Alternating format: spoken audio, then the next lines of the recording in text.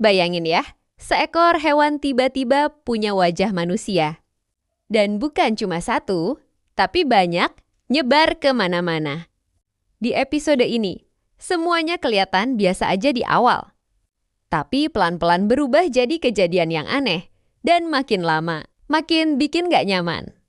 Awalnya Doraemon sama Nobita lagi santai.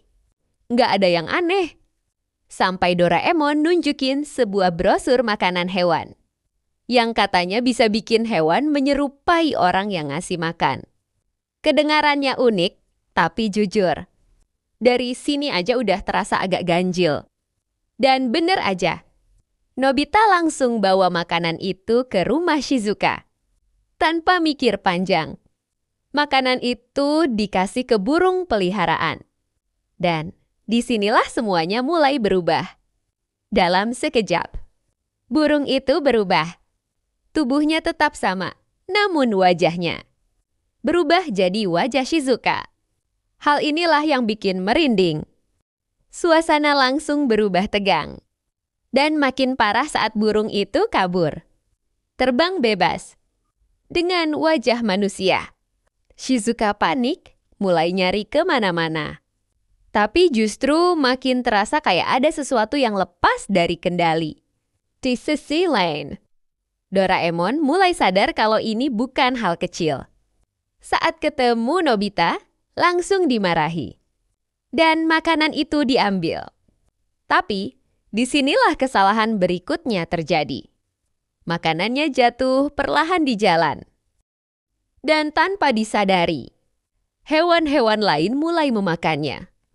Pelan-pelan, perubahan itu terjadi lagi.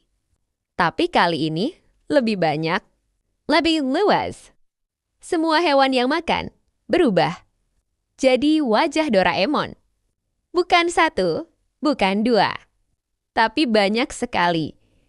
Bayangin, satu kota dipenuhi hewan dengan wajah yang sama. Dan yang bikin makin aneh, ini sampai masuk berita di TV. Artinya, situasinya udah nggak normal lagi. Pas sampai di rumah, dan Doraemon dikasih tahu soal itu. Suasananya langsung berubah. Nggak ada lagi santai. Yang ada cuma rasa kaget dan mungkin mulai takut. Menurutku, ini salah satu cerita yang kelihatannya simpel. Tapi sebenarnya cukup dalam. Karena ini bukan cuma soal hewan berubah.